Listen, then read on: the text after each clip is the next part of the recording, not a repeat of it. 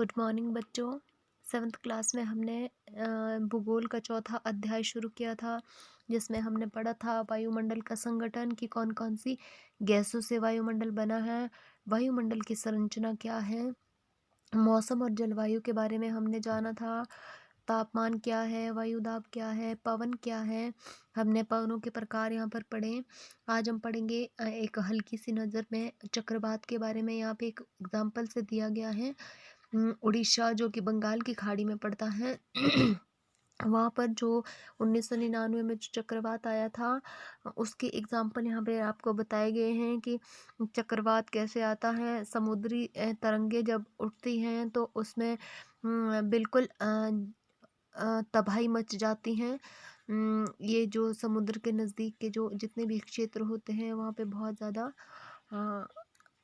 ज़्यादा नुकसान हो जाता है। नीचे है आर्द्रता। जब जल पृथ्वी एवं विभिन्न जलाशयों से वाष्पित होता है तो यह जल वाष्प बन जाता है।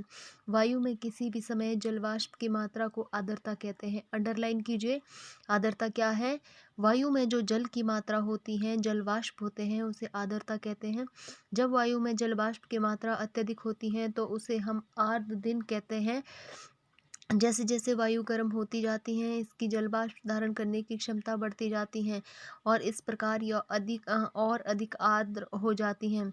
आर्द्र दिन में कपड़े सूखने में काफ़ी समय लगता है और हमारे शरीर से पसीना आसानी से नहीं सूखता और हम असहज महसूस करते हैं।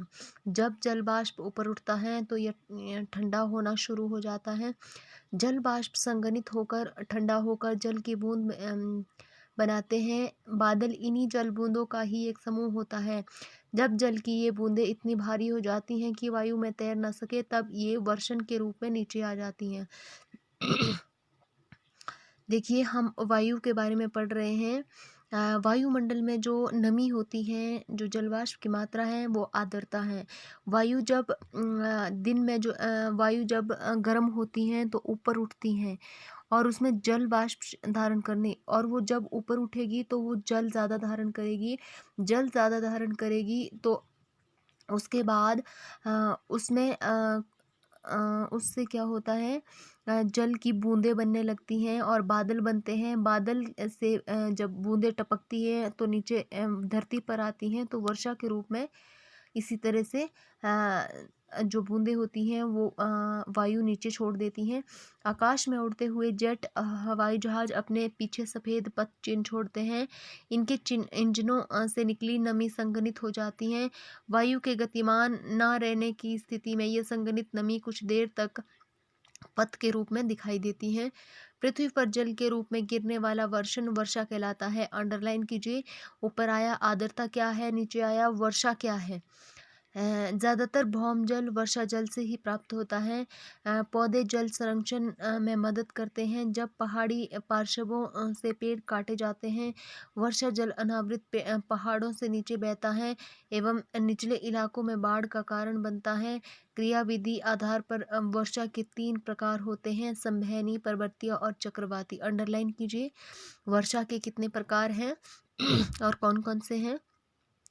पौधों तथा जीव जंतुओं के जीवित रहने के लिए वर्षा बहुत महत्वपूर्ण है। इससे धरातल को ताज़ा जल प्रदान होता है। यदि वर्षा कम हो तो जल की कमी तथा सूखा हो जाता है। इसके विपरीत अगर वर्षा अधिक हो तो बाढ़ आ जाती है। अगर बैलेंस नहीं होगा, वर्षा कभी ज़्यादा हो जाए तो बाढ़ आ जाएगी, कम हो तो सूखा पड़ जाएगा। इसलिए हमेशा संतुलित वर्षा होनी चाहिए। यहाँ पे आपको बताई गई है संवहनीय वर्षा कैसे होती है, पर्वतीय वर्षा कैसे होती है, चक्रवाती वर्षा कैसे होती है। चक्रवाती, हाँ, तो यहाँ पर 3 प्रकार की वर्षा है। तो आपके लिए अब क्वेश्चन आंसर्स हैं। वायुमंडल क्या है। मेरा पहला लेक्चर जो इस चैप्टर का था उसमें मैंने बता दिया है। वायुमंडल का अधिकतर भाग किन 2 गैसों से बना है, ये मैंने आपको होमवर्क के लिए दिया था। वायुमंडल में कौन सी गैस हरित गृह प्रभाव पैदा करती हैं, ग्रीन हाउस इफेक्ट, ये भी मैंने आपको 2-3 बार बता दिया है। मौसम किसे कहते हैं, ये मैंने आपको अंडरलाइन करवाया है। वर्षा के 3 प्रकार, ये हमने अभी अभी पढ़ा है। वायु दाब क्या है ये भी आपको मैं बता चुकी हूँ। आपने पूरा चैप्टर अगर ध्यान से पढ़ा है, अंडरलाइन किया है, लाइन टू लाइन समझने की कोशिश की है और मेरी वीडियो अच्छे से ध्यान से सुनी है तो आपको इसमें ज़्यादा दिक्कत नहीं होगी। निम्नलिखित में से कौन सी गैस हमें सूर्य की हानिकारक किरणों से बचाती है? आपको ये 3 में से कोई एक छाँटना है। ये हम बीच में पढ़ चुके हैं, मैंने अंडरलाइन भी करवाया है। वायुमंडल की सबसे महत्वपूर्ण परत कौन सी है? ये भी आपको बताना है। वायुमंडल की निम्न परतों में से कौन सी बादल विहीन है? ये भी आपको बताना है। वायुमंडल की परतों में जब हम ऊपर जाते हैं तब वायुदाब डैश रहता है। जब वृष्टि तरल रूप में पृथ्वी पर आती है उसे हम डैश कहते हैं। आपको इनमें से 3 में से कोई एक ऑप्शन चुनना है। निम्नलिखित स्तंभों में को मिलाकर सही जोड़े बनाइए। अब आपको ये जो स्तंभ दिए गए हैं इसमें जोड़े बनाने हैं। व्यापारिक पवनें कौन सी होती हैं? मेरा 2 दिन पहले जो लेक्चर था उसमें मैंने बताया है कि कौन कौन सी पवनें हैं, कितने प्रकार हैं, उसमें आपको एकदम पता चल जाएगा अगर आपने समझ लिया है। लू क्या है ये भी आपको बताना है। मानसून आपको जितना भी चैप्टर में आया है उससे बाहर आपके क्वेश्चन के आंसर नहीं है। आपके सारे के सारे आंसर्स आपके चैप्टर में हैं। मैं अंडरलाइन करवा चुकी हूँ, इसलिए आपको वहाँ पर बहुत अच्छे से करना है। हाँ, कारण बताइए। आर्द्र दिन में गीले कपड़े सूखने में अधिक समय लगता है। ये आज ही हमने पढ़ा, इसका कारण बताना है आपको। भूमध्य रेखा से ध्रुवों की ओर जाने पर तापमान की मात्रा घटती है। ये हमने वायु दाब में पढ़ा था। अगर आपने चैप्टर अच्छे से पढ़ा है तो आपको क्वेश्चन आंसर्स को सॉल्व करने में ज़्यादा दिक्कत नहीं होगी। उम्मीद करती हूँ कि आप लोग अच्छे से करेंगे। ये आपको पूरा चैप्टर लिखना है और लर्न करना है। जब तक अगला चैप्टर चलता है, कंप्लीट होता है, वो दिन आपके लिए जितने दिन भी होते हैं वो आपके लिए इस चैप्टर को याद करने के लिए होते हैं। अच्छे से रहिए, पढ़ने में ध्यान दीजिए, सुरक्षित रहें, घर पर रहें और माँ बाप का कहना मानिए।